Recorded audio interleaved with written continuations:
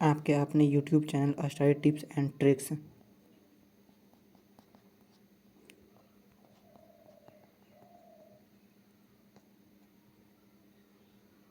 में स्वागत है।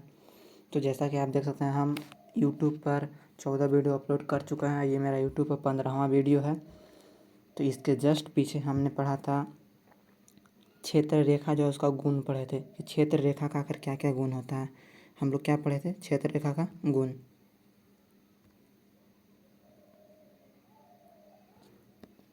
क्षेत्र रेखा के गुण, क्षेत्र रेखा का 4 या 5 गुण था, वो हम लोग पढ़ चुके थे। अब इस 15वां वीडियो में हम लोग आगे पढ़ेंगे। अब इस वीडियो में मेरा टॉपिक है कि विद्युत धारा का जो चुंबकीय क्षेत्र है ना, जैसे विद्युत धारा किसी भी पदार्थ में हम लोग क्या करते हैं, किसी पदार्थ में, कोई चालक पदार्थ में अगर विद्युत धारा प्रवाहित करते हैं तो उसमें उसके चारों ओर क्या उत्पन्न हो जाता है? उसके चारों ओर चुंबकीय क्षेत्र उत्पन्न हो जाता है। तो आज उसी का हम लोग प्रयोग, आखिर प्रयोग को ही हम लोग आज देखने वाले हैं। तो चलिए शुरू करते हैं हम लोग। तो देखिए, हम लोग तो पिछला वीडियो में पढ़ चुके थे। हम लोग पिछला वीडियो में क्या पढ़े थे? हम लोग पिछला वीडियो में पढ़े थे कि जो विद्युत धारा है ना, विद्युत धारा, ये विद्युत धारा, तो ये आखिर विद्युत धारा है तो ये क्या उत्पन्न करता है? तो ये विद्युत धारा चुंबकीय क्षेत्र उत्पन्न करता है। क्या करता है? चुंबकीय क्षेत्र उत्पन्न करता है। अब समझिए ध्यान से, ये विद्युत धारा चुंबकीय क्षेत्र उत्पन्न करता है, ये तो बात हम लोग पढ़ लिए थे। देखिए अब समझेंगे ना कि आखिर विद्युत धारा चुंबकीय क्षेत्र उत्पन्न करता है तो किसी न किसी व्यक्ति ने तो जरूर बताया होगा। कोई एगो ऐसा व्यक्ति रहा होगा जो ये बात बताया होगा। कोई व्यक्ति तो होगा ही, मान लीजिए कोई तो व्यक्ति है, ये व्यक्ति तो होगा ही। ऐसा तो जरूर है कि कोई ना कोई व्यक्ति होगा जो बताया ही होगा कि जो विद्युत धारा है ना वो चुंबकीय क्षेत्र उत्पन्न करता है। तो चलिए आज हम उसी के बारे में जिक्र करने वाले हैं। समझो ध्यान से, ये जो विद्युत धारा है ना, विद्युत धारा चुंबकीय क्षेत्र उत्पन्न करता है, यह बात ऑस्टेड नामक वैज्ञानिक ने बताया था। ये बात किसने बताया था? ऑस्टेड नामक वैज्ञानिक ने। ये बात याद रखना, ऑस्टेड नामक वैज्ञानिक ने बताया था। ऑस्टेड नामक वैज्ञानिक ने बताया था। क्या बताया था? ऑस्टेड नामक वैज्ञानिक ने ये बात बताया था कि जो विद्युत धारा है ना वो चुंबकीय क्षेत्र क्या करता है? उत्पन्न करता है। अब समझते हैं हम लोग ध्यान से, आखिर ऑस्टेड ने कब बताया था? ऑस्टेड ने इसको पता कब बताया था? ऑस्टेड ने इसको 1820 में बताया था। कब बताया था? 1820 ईस्वी में। अब समझिए ध्यान से, ऑस्टेड बताया था ना कि जब किसी चालक से ना विद्युत धारा प्रवाहित की जाती है तब चालक के चारों ओर चुंबकीय क्षेत्र उत्पन्न होता है। तो इसको हेडिंग देके, चलो सबसे पहले हम अच्छा से हेडिंग दे देते हैं, उसके बाद हम लोग लिखते हैं। ये बात हम लोग हेडिंग दे लेंगे। ये बात क्या कर लेंगे? हेडिंग दे देंगे। विद्युत धारा चुंबकीय क्षेत्र उत्पन्न करती है, हेडिंग दे देंगे। ब्लैक ले लेते हैं, हेडिंग दे देते हैं, विद्युत धारा क्या उत्पन्न करती है? चुंबकीय क्षेत्र, चुंबकीय क्षेत्र उत्पन्न करती है।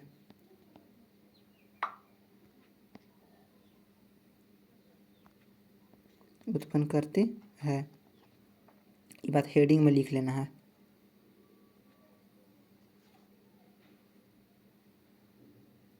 विद्युत धारा क्या उत्पन्न करती है? चुंबकीय क्षेत्र।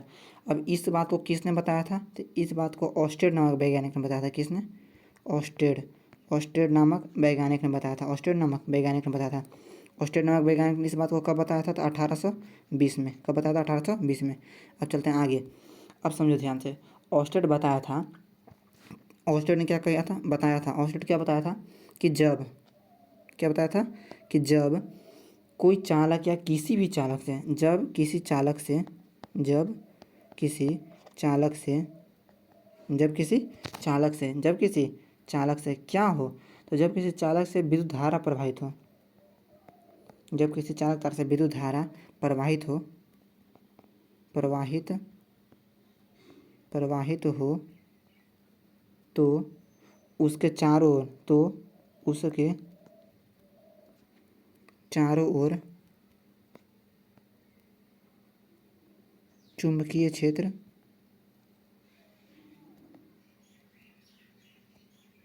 उत्पन्न होती है, उत्पन्न होता है या होती है, कुछ भी।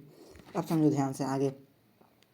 तो ये बात जब बताया था ऑस्टेड कि जब किसी चालक तार के चारों ओर, जब किसी चालक तार के से विद्युत धारा प्रवाहित होती है तब उसके चारों ओर चुंबकीय क्षेत्र उत्पन्न होता है। ये जब बात बताया था ये तो कोई प्रयोग करके बताया होगा। तो अब हम लोग चलते हैं पेज पर, जो आपका भारतीय भवन की किताब है उस, और किताब के 95 पेज नंबर है ना, उस पर चलते हैं और उसको हम लोग समझते हैं आखिर ऑस्टेड प्रयोग क्या किया था। तो सबसे पहले चलते हैं पेज पर हम लोग।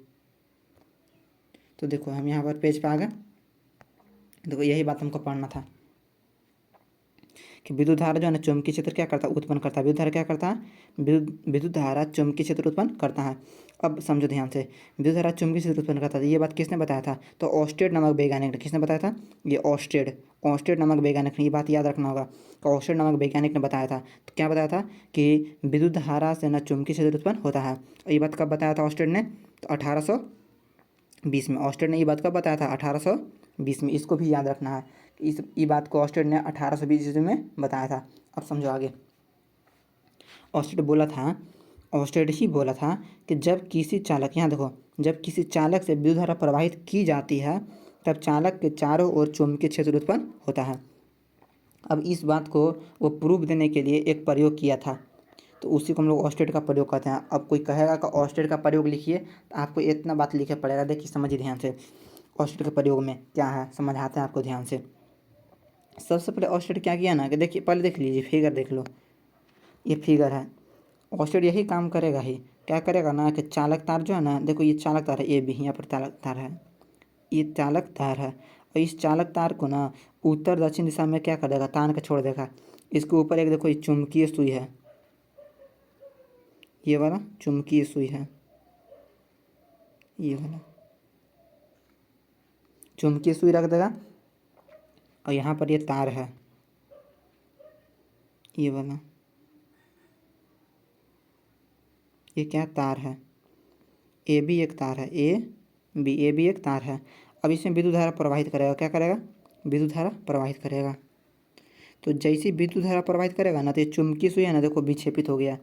पहले था चुंबकीय सुई ऐसे, देखो पहले चुंबकीय सुई ऐसे था, मैंने चालक तार के लंबवत, जैसे चालक तार है उसी तरह से ये भी था। तो जैसे हम इसमें विद्युत धारा प्रवाहित किए तो ये क्या हो गया, विक्षेपित हो गया। तो यही बात को हम लोग क्या समझेंगे, एक प्रयोग के द्वारा। समझो ध्यान से। ऑस्टेड अपना प्रयोग में क्या बताया था, ऑस्टेड अपना प्रयोग में देखो यही बात बताया था। देखो ऑस्टेड का प्रयोग हम लोग पढ़ते हैं कि ऑस्टेड का अपना प्रयोग में क्या बात बताया था। तो समझो ध्यान से, बोला था ऑस्टेड कि इस प्रयोग में ना चालक तार ए बी को एक चुंबकीय सुई एन से रख दी जाती है। अब समझो ध्यान से, चालक तार ए बी को उत्तर दक्षिण दिशा में क्या कर दिया, तान दिया जाता है। और तार के ठीक नीचे एक चुंबकीय सुई एन से रख दिया जाता है। देखो अभी तुरंत हम बताएं फिगर में,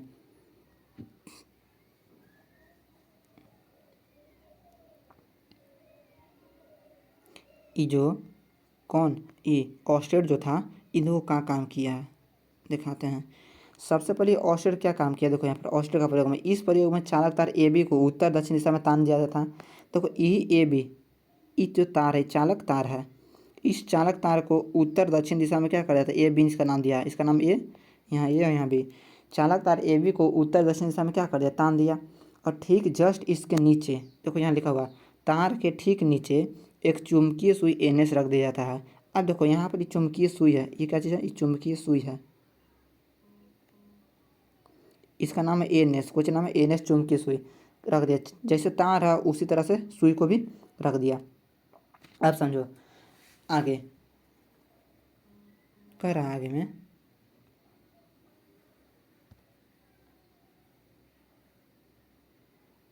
आगे कह रहा है कि जब तार से कोई विद्युत धारा प्रवाहित नहीं होती है तब सुई पृथ्वी के चुंबकत्व के कारण दक्षिण उत्तर में ही स्थिर रहती है।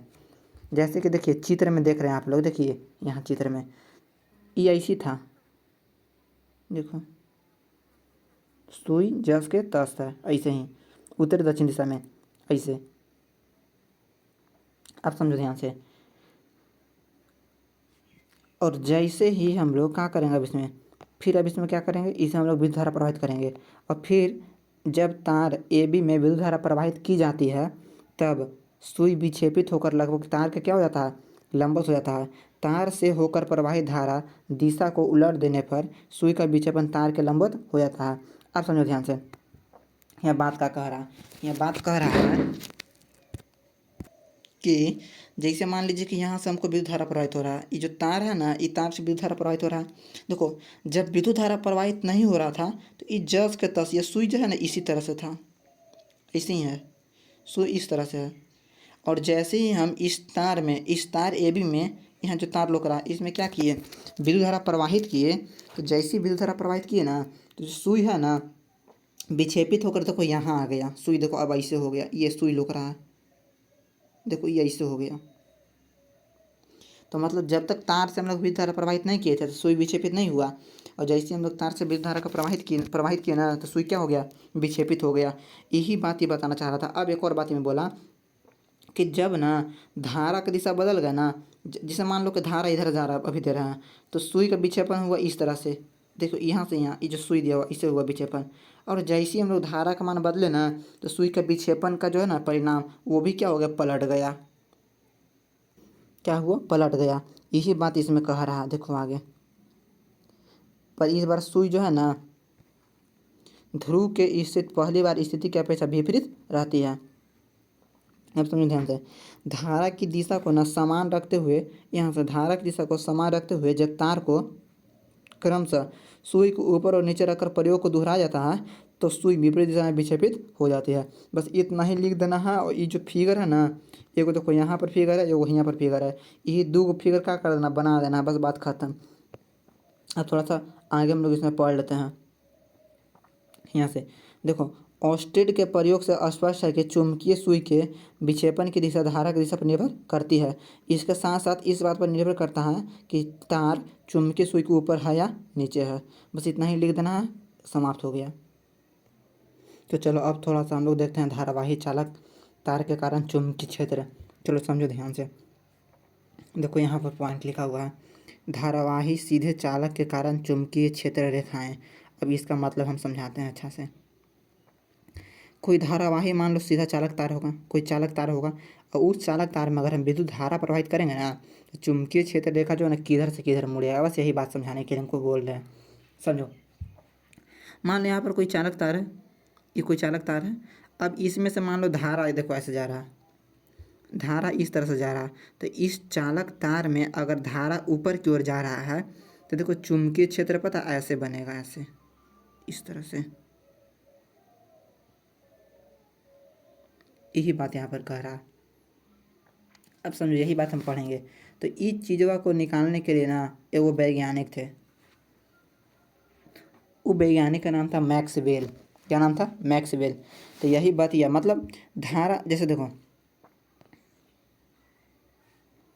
इस तरह से था खड़ा ऐसे चालक तार, इसमें धारा प्रवाहित की, देखो यहाँ से ऐसे प्रवाहित किए, ऐसे प्रवाहित किए, तो ऐसे चुंबकीय क्षेत्र बना ना।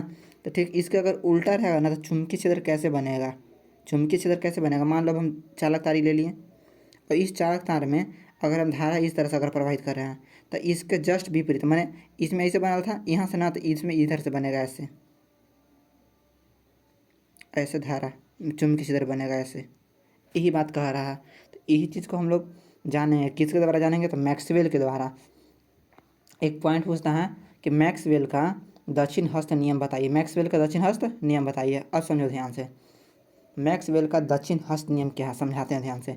अब एक और बात है, कोई पूछेगा क्वेश्चन ना, देखो यहाँ पर लिखा हुआ है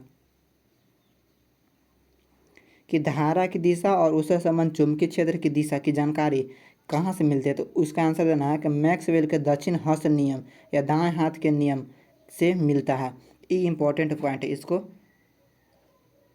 याद कर लेना है कि आखिर अगर कोई क्वेश्चन पूछेगा कि धारा की दिशा और उससे संबंध चुंबकीय क्षेत्र की दिशा, धारा की दिशा और उससे संबंध चुंबकीय क्षेत्र की दिशा, क्या चीज़, धारा की दिशा और उससे संबंध चुंबकीय क्षेत्र की दिशा किससे मिलता है। तो उस धारा की दिशा और उससे संबंध चुंबकीय क्षेत्र की दिशा मैक्सवेल के दक्षिण हस्त नियम से मिलता है, मैक्सवेल के दक्षिण हस्त नियम से मिलता है। अब समझो आगे ध्यान से, मैक्सवेल के दक्षिण हस्त नियम तो हम लोग समझ गए। तो समझते हैं कि मैक्सवेल का दक्षिण हस्त नियम है क्या।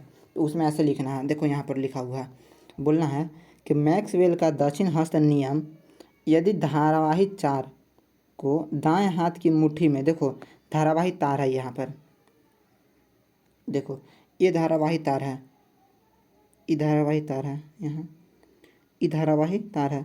यदि धारावाही तार को कौन हाथ में, तो दाहिना हाथ के जो मुट्ठी है ना उसमें इस तरह से पकड़े ना, इस प्रकार पकड़ा जाए कि अंगूठा धारा की दिशा की ओर संकेत करता हो तथा हाथ की अन्य अंगुलियां चुंबकीय क्षेत्र की दिशा को व्यक्त करेगी। देखो यहाँ पर यही तो बात कह रहा है कि ये जो है ना धारक दिशा, ये जो अंगूठा है यहाँ पर, ये अंगूठा ये किसको व्यक्त कर रहा है, धारक दिशा, मतलब धारा कहाँ जा रहा है, ऊपर। और ये जैसे हम अंगूठा ऐसे मोड़े तो ये इस दिशा में ऐसे डायरेक्शन, ये डायरेक्शन, यहाँ से ऐसे डायरेक्शन, देखो यहाँ से ऐसे डायरेक्शन, ये क्या हो गया, धारा की दिशा हो गया। यही बात पढ़ना था हमको, किस में, बस मैक्सवेल के दक्षिण हस्त नियम में। क्वेश्चन पूछता है कि धारा की दिशा और उससे संबंध चुंबकीय क्षेत्र, धारा की दिशा यहाँ है और उससे संबंध चुंबकीय क्षेत्र की दिशा किसके द्वारा ज्ञात किया जाता है, तो धारा की दिशा और उससे संबंध चुंबकीय क्षेत्र की दिशा मैक्सवेल के दक्षिण हस्त नियम के द्वारा ज्ञात किया जाता है। बस यही बात हमको जानना था। तो चलो अब हम लोग अगला टॉपिक चलते हैं। अगला टॉपिक में हम लोग पढ़ते हैं परिनालिका के बारे में। परिनालिका, आखिर परिनालिका क्या होता है, सोलेनॉइड, सोलेनॉइड परिनालिका क्या होता है, इसके बारे में अब हम लोग पढ़ते हैं। तो देखो समझो ध्यान से, परिनालिका होता कुछ है, जब एक लंबे विद्युत रोधी चालक तार पर, मान लो कोई चालक तार है, एक कैसा रहना चाहिए, विद्युत रोधी रहना चाहिए, विद्युत रोधी, विद्युत रोधी, और ये विद्युत रोधी है और इस पर ना हम लोग कोई चालक तार को ना सर्पिल रूप में लपेट देंगे। अब समझो ध्यान से, ऐसे इस तरह से सर्पिल रूप में क्या करेंगे, लपेट देंगे, किस पर, विद्युत रोधी पर। यही बन गया परिनालिका, आपका बन गया परिनालिका, बन के तैयार हो गया।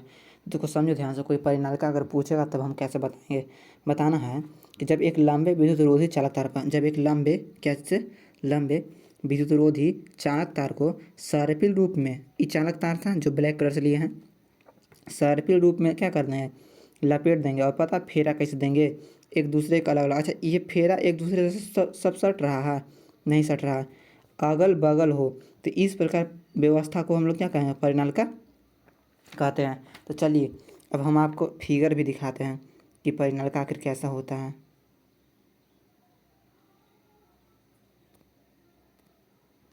तो देखो यहाँ पर ये जो आपको लोग रहा ना सबसे ऊपर वाला फिगर, देखो यहाँ पर जो फिगर लोग रहा, पहले इरेज कर लेते हैं हम इसको।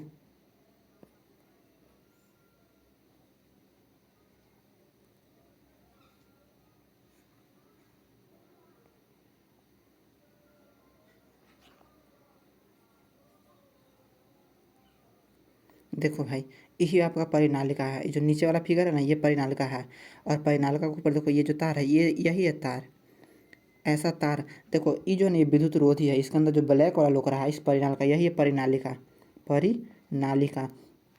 आप समझो ध्यान से, बोलेंगे ना कि किसी विद्युत रोधी पदार्थ पर, जैसे ये काला वाला पदार्थ विद्युत रोधी है, बोलेंगे ये किसी विद्युत रोधी पदार्थ पर, किसी विद्युत रोधी पदार्थ पर हम लोग क्या करेंगे, चालक तार लपेट देंगे।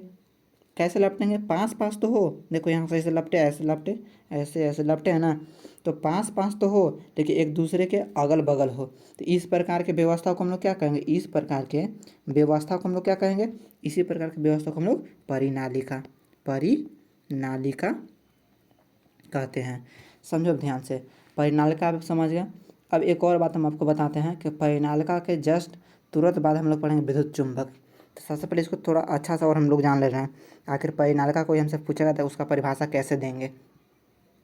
देखिए परिनालिका का हम लोग कैसे परिभाषा देंगे, कहेंगे कि कोई विद्युत रोधी पदार्थ पर, देखो यहाँ पर विद्युत रोधी पदार्थ है, ये जो काला वाला पदार्थ लोग करना, काला वाला अंदर ये कैसा है, विद्युत रोधी है, कैसा है, विद्युत रोधी पदार्थ है। अब हम लोग कहेंगे कि किसी विद्युत रोधी पदार्थ पर अगर हम लोग क्या लपेट देंगे, कोई तार लपेट देंगे ना, तो इस प्रकार बने व्यवस्था को हम लोग क्या कहेंगे, परिनालिका कहेंगे, सोलेनॉइड कहेंगे। चलो अब अगला टॉपिक हम लोग चलते हैं। पहले इसको देख लेते हैं अच्छा से, हम लोग जो पढ़े अभी ना इसको हम लोग देख लेते हैं परिनालिका को, उसके बाद हम लोग चलेंगे अगला टॉपिक पर। देखो परिनालिका के बारे में थोड़ा सा समझ लेते हैं किताब वाला। देखो यहाँ से परिनालिका का कारण चुंबकीय क्षेत्र में सबसे पहले समझते हैं कि परिनालिका कहते किसको। देखो जब एक लंबे विद्युतरोधी पदार्थ में जब एक लंबे विद्युतरोधी चालक तार को सर्पिल रूप में इस प्रकार लपेटा जाए कि तार के फेरो एक दूसरे से अलग परंतु अगल बगल हो, तो इस प्रकार की व्यवस्था को परिनालिका यानी कि सोलेनॉइड कहा जाता है। साधारणतः तार को एक विद्युतरोधी खोखले बेलन पर लपेटा जाता है, लेकिन अभी जो हम आपको फिगर दिखाया तो वो तो विद्युतरोधी पदार्थ था, उस पर लपेटा गया था। तो उस प्रकार के बने व्यवस्था को हम लोग क्या कहेंगे, क्या कहेंगे, परिनालिका कहेंगे। बस यही हम लोग का पढ़ना था। तो अब चलो हम लोग परिनालिका के जस्ट तुरंत बाद हम लोग अब चलते हैं और पढ़ते हैं विद्युत चुंबक। देखो यहाँ पर विद्युत चुंबक है, ये विद्युत चुंबक है। तो चलो भाई अब हम लोग विद्युत चुंबक पढ़ते हैं और सबसे पहले हम लोग विद्युत चुंबक देखते हैं के बारे में समझते हैं कि आखिर विद्युत चुंबक बनता कैसे है। चलो एक न्यू पेज लेते हैं और समझाते हैं आपको हम। देखो विद्युत चुंबक बनाने के लिए सबसे पहले करना क्या चाहिए, हम लोग क्या करते हैं ना, एक नरम लोहा का जो क्रोड है ना उसको लेते हैं। देखो यहाँ तो ले लिए, सॉरी हम यहाँ से नरम लोहा के रड ले लिए और इस नरम लोहा के रड को पता किस में डाल देंगे, परिनालिका में। देखो जो हम परिनालिका बनाए थे ये परिनालिका के अंदर हम डाल देंगे। परिनालिका में तो इस तरह से तार लपटा हुआ, यही बन गया आपका चुंबक। कैसा चुंबक, विद्युत चुंबक। अब समझो ध्यान से, हम इस तार में देखो यहाँ एक तार है और एक ये तार है, इन तार में अगर हम विद्युत धारा प्रवाहित करेंगे ना तब जाके इसमें चुंबक वाला गुण आएगा, और जैसे हम विद्युत धारा प्रवाहित करना बंद कर देंगे तब इसमें से विद्युत धारा का प्रवाह खत्म हो जाएगा। तो चलो हम किताब पर चलते हैं, वो समझते हैं।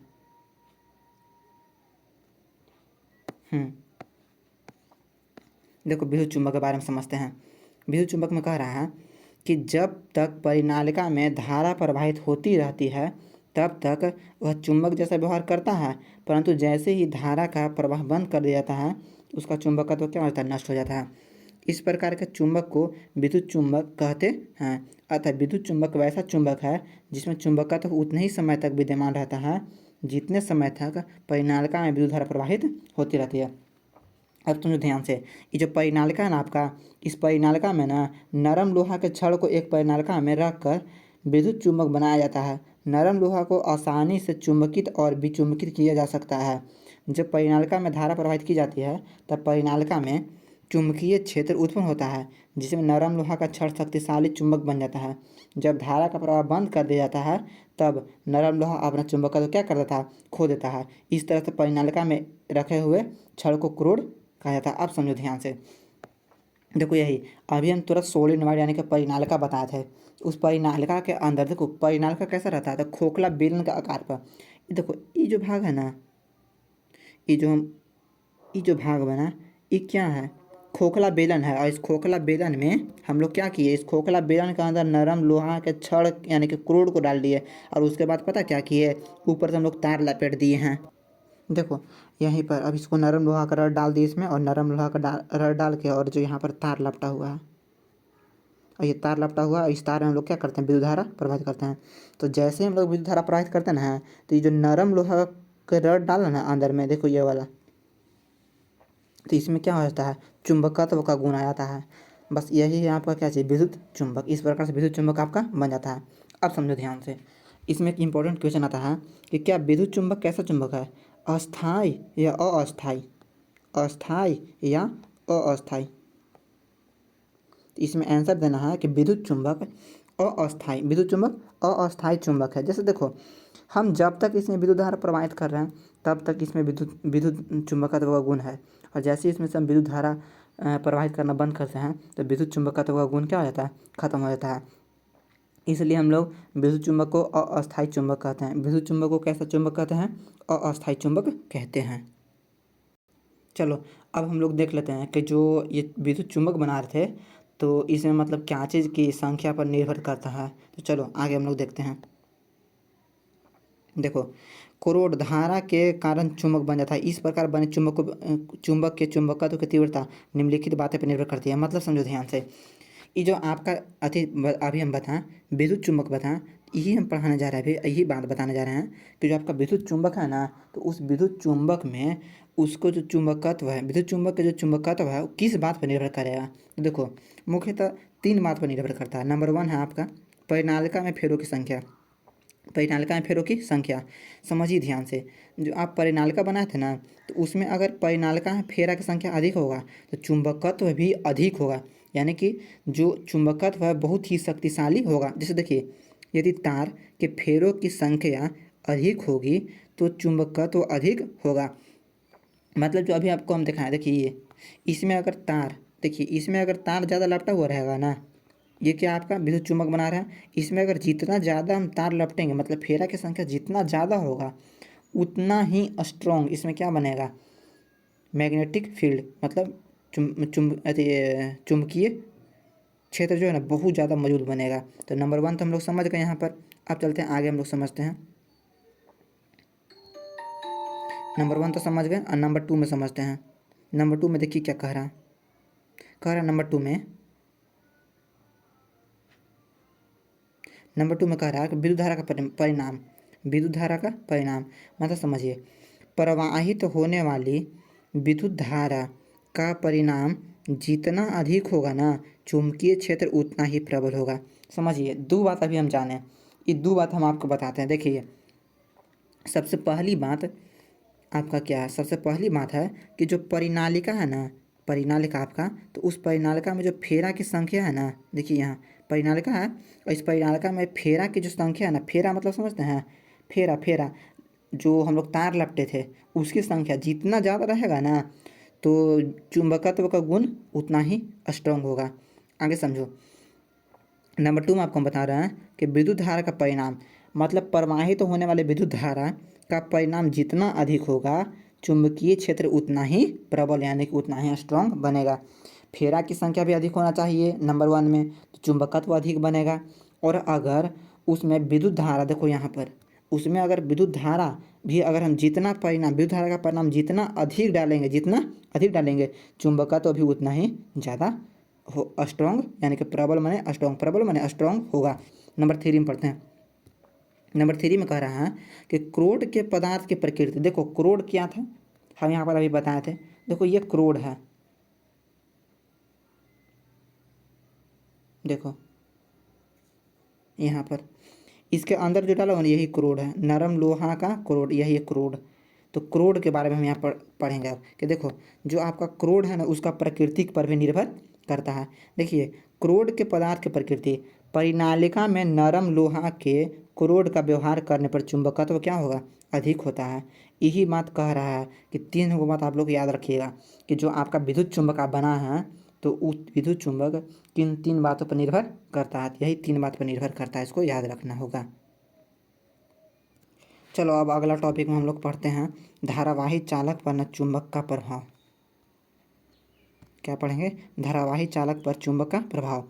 देखो, धारावाही चालक पर चुंबक का प्रभाव का मतलब समझो, जब ना मान लो ना, देखो मान लो ना कि ये चुंबकीय क्षेत्र यहाँ है, यहाँ पर क्या उत्पन्न हो रहा है, चुंबकीय क्षेत्र उत्पन्न हो रहा है। और अगर इस चुंबकीय क्षेत्र वाले जगह पर, इस चुंबकीय क्षेत्र वाले जगह पर अगर हम कोई चालक तार रखेंगे, धारावाही चालक को रखेंगे, चुंबकीय क्षेत्र मान लें चुंबकीय क्षेत्र है, और इस चुंबकीय क्षेत्र में क्या रखेंगे हम लोग, धारावाही चालक रखेंगे। तो इस पर ना बल की दिशा, चुंबकीय क्षेत्र की दिशा को ज्ञात करने के लिए अब हम एक पॉइंट समझेंगे। तो देखो पढ़ते हैं इसी के बारे में। देखो, जब एक धारावाही चालक को चुंबकीय क्षेत्र में रखा जाता है तो उस पर एक बल लगता है। मतलब समझ में आया, मान लो जहाँ चुंबकीय क्षेत्र है ना, तो उस चुंबकीय क्षेत्र में अगर हम कोई धारावाही चालक को रखेंगे ना तो उस पर एक बल लगता है, और उसी बल को हमको क्या करना है, ज्ञात करना है। तो उस बल को ज्ञात करने के लिए हम लोग फ्लेमिंग का वाम हस्त नियम का प्रयोग करते हैं। अब एक और बात समझना है, यहाँ पर बात में समझना है कि बल की दिशा, क्या चीज़, बल की दिशा और चुंबकीय क्षेत्र की दिशा, बल की दिशा और चुंबकीय क्षेत्र की दिशा विद्युत धारा की दिशा दोनों पर निर्भर करती है। देखिए समझिए ध्यान से, बल की दिशा और चुंबकीय क्षेत्र की दिशा तथा बल की जो दिशा है ना वो चुंबकीय क्षेत्र की दिशा और विद्युत धारा की दिशा दोनों पर निर्भर करता है। आखिर हम चुंबकीय क्षेत्र में कोई क्या रखे थे, चालक तार रखे थे। उस चुंबकीय क्षेत्र में जो चालक तार रखे थे तो उस चालक तार पर कैसे बल लग रहा है, चलो एक पेज लेते हैं। देखो, मानते हैं चुंबकीय क्षेत्र है, इस एरिया में क्या है, चुंबकीय क्षेत्र है। हम मान लिए कि इस एरिया में पूरा चुंबकीय क्षेत्र है। अब इस चुंबकीय क्षेत्र में हम एक चालक तार रख दिए, एक धारावाही चालक रख दिए। क्या रख दिए, धारावाही चालक। तो जैसे ही हम चुंबकीय क्षेत्र में कोई धारावाही चालक रखेंगे तो उस चुंबकीय क्षेत्र में धारावाही चालक पर क्या लगने लगता है, बल लगने लगता है। क्या लगने लगता है, बल, फोर्स। और इसी फोर्स के डायरेक्शन को ज्ञात करने के लिए फ्लेमिंग का वाम हस्त नियम का प्रयोग किया जाता है। तो बात समझ में। यहाँ पर क्या है, यहाँ पर चुंबकीय क्षेत्र है सब। और इस चुंबकीय क्षेत्र में हम लोग क्या रख दिए, एक धारावाही चालक रख दिए। और इस धारावाही चालक पर कितना बल लग रहा है, इस धारावाही चालक पर जो बल लग रहा है ना, इसी बल के डायरेक्शन को ज्ञात करने के लिए हम लोग फ्लेमिंग के वाम हस्त नियम, फ्लेमिंग के वाम हस्त नियम का प्रयोग करते हैं। बात समझ में आ गया। चलो अब टॉपिक पर चलते हैं।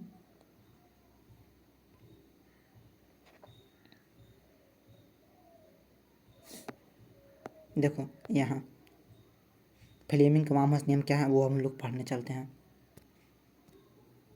तो देखो फ्लेमिंग का वाम हस्त नियम में यहाँ लिखा हुआ है फ्लेमिंग के वाम हस्त नियम। अब इसको हम लोग पढ़ते हैं। इक्वेशन पूछता है कि फ्लेमिंग के वाम हस्त नियम किस लिए प्रयोग किया था। अभी हम पढ़े थे मैक्सवेल के बारे में। तो देखो मैक्सवेल का नियम किस लिए पढ़ते हैं, मैक्सवेल का नियम किस लिए पढ़ते हैं, तो मैक्सवेल का नियम हम लोग जो चुंबकीय क्षेत्र है ना, तो चुंबकीय क्षेत्र की दिशा को ज्ञात करने के लिए हम लोग मैक्सवेल का नियम पढ़े थे। अभी जस्ट 5 मिनट पहले हम लोग पढ़े थे। क्या पढ़े थे, मैक्सवेल का नियम। तो मैक्सवेल अपना नियम में क्या बताया था, मैक्सवेल अपना नियम में यही तो बात बताया था कि आखिर जो चुंबकीय क्षेत्र है ना उसका डायरेक्शन कैसे होता है।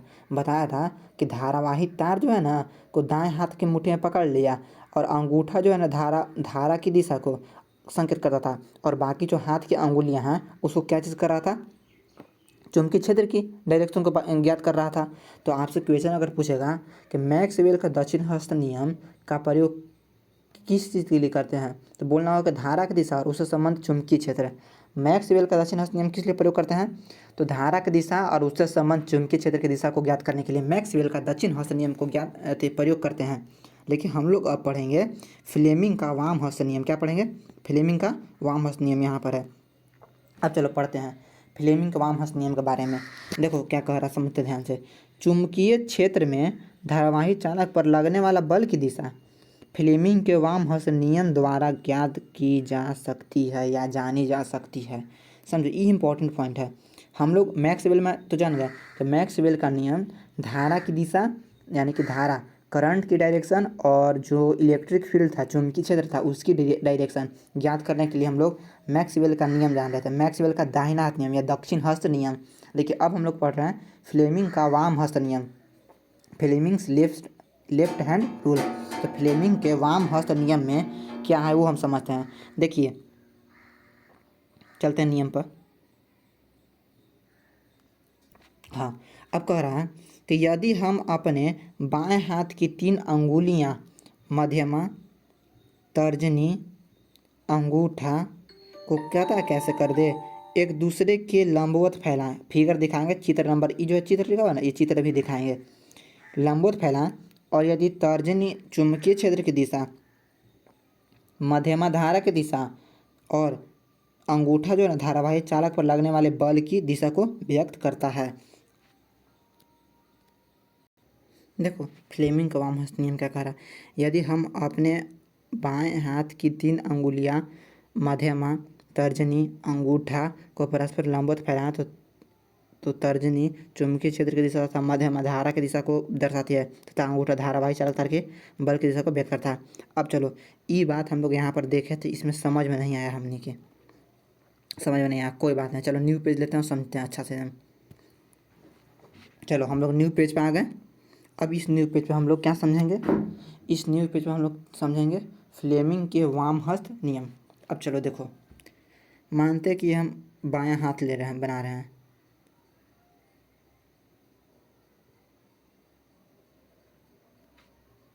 मानते हैं कि हम अपना बायां हाथ बनाते हैं।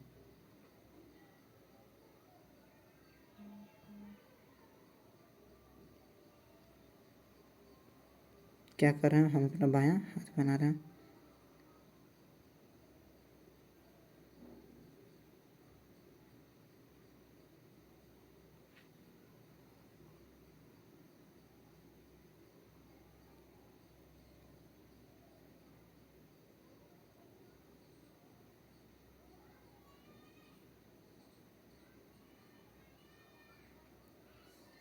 अब देखो, हम ये अपना बायां हाथ बना लिए। अब इस बायां हाथ के अंगूठे, अंगुली देखो, इसका नाम है मध्यमा, इसका नाम है मध्यमा, मध्यमा। इसका नाम है तर्जनी, तर्जनी। इसका नाम है अंगूठा, अंगूठा। समझना ध्यान से। अब इन तीनों हाथ के अंगूठा है ना, इसको ऐसे फैलाना है। एगो ये अंगूठा, एगो ऐसे और एगो को ऐसे फैला देना है। अब समझो ध्यान से, न्यू पेज में बताते हैं। मेरा ये अंगूठा हुआ, ये तर्जनी हुआ, और एक मध्यमा को इस तरह से फैला देना है। हाथ के 3 अंगुली को इस तरह से फैला देना है। अब समझो ध्यान से, ये 3 अंगुली कौन कौन से चीज़ को व्यक्त करेगा। तो समझो ध्यान से, ये 3 अंगुली, ये क्या है, अंगूठा, अंगूठा। ये क्या है, मध्यमा, मध्यमा।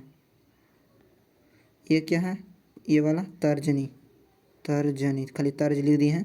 अब समझो ध्यान से, हम लोग तो समझ गए, जो अभी क्वेश्चन अभी जो हम किताब में देखा है उसके अनुसार तो समझ में नहीं आया, लेकिन हम पहले लिखते हैं, उसके बाद शॉर्ट ट्रिक में आपको समझाएंगे कैसे हम लोग इस बात को याद करेंगे। देखो, तर्जनी क्या करा था, तर्जनी चुंबकीय क्षेत्र की दिशा, तर्जनी चुंबकीय क्षेत्र, यहाँ तर्जनी है, ये चुंबकीय क्षेत्र, चुंबकीय क्षेत्र की दिशा को व्यक्त करेगा, चुंबकीय क्षेत्र की दिशा। आई जो मध्यमा है, ये किसकी दिशा को व्यक्त करेगा, मध्यमा धारा की दिशा, किसका, धारा, धारा की दिशा। तर्जनी चुंबकीय क्षेत्र, मध्यमा धारा की दिशा, और अंगूठा किस चीज़ को व्यक्त करेगा, किसको व्यक्त करेगा, अंगूठा धारावाही चालक को लगने वाले बल, लगने वाले बल को व्यक्त करेगा। अब समझो ध्यान से,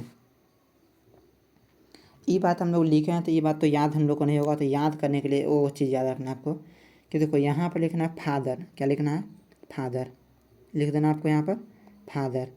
फिर यहाँ पर लिखना है मदर, क्या लिखना है, मदर। और फिर नीचे लिखना है करंट, CURRENT, क्या लिखना है, करंट। अब समझो ध्यान से, यहाँ पर जो फादर, मदर और करंट, अरे अरे करंट नहीं, यहाँ पर चाइल्ड लिखना है, क्या लिखना है, चाइल्ड, CHILD। क्या चीज़ कैसे लिखना है, फादर लिखना है, मदर लिखना है और चाइल्ड लिखना है, फादर, मदर और चाइल्ड। अब समझो ध्यान से, ये जो आपका मोटा वाला अंगुली था हाथ का, तो वो क्या चीज़ लिखना है, फादर।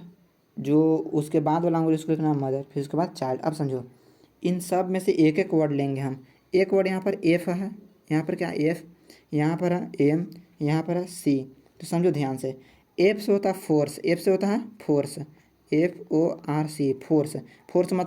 फोर्स मतलब बल, मतलब ये किस चीज़ को निरूपित करेगा, बल की दिशा को निरूपित करेगा।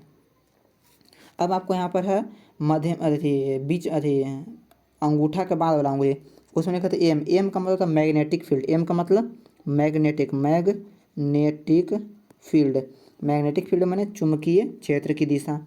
सी माने होता है करंट, चाइल्ड का सी लेंगे तो हो जाएगा सी माने CURRENT, करंट, करंट माने धारा की दिशा। बस इसी तरह से आपको याद कर लेना है। यहाँ पर क्या हो गया, फ्लेमिंग का वाम हस्त नियम समाप्त हो गया आपका। तो आज के इस वीडियो में इतना ही छोड़ देते हैं, बाकी हम लोग अगला वीडियो में देखेंगे।